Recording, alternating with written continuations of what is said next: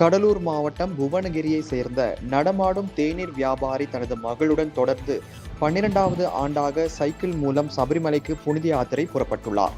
புவனகிரியை சேர்ந்த நடமாடும் தேநீர் வியாபாரி கணேசன், அவரது மகள் யுவராணி ஆகியோர் தொடர்ந்து சபரிமலை ஐயப்பனை தரிசிக்க புவனகிரி முதல் சபரிமலை வரை சைக்கிளில் மூலம் பயணத்தை தொடங்கியுள்ளனர். புவனகிரி ஐயப்பன் ஆலயத்தில் அப்பா மகள் இருவரும் இருமுடி கட்டி தங்களது பயணத்தை தொடங்கியுள்ளனர்.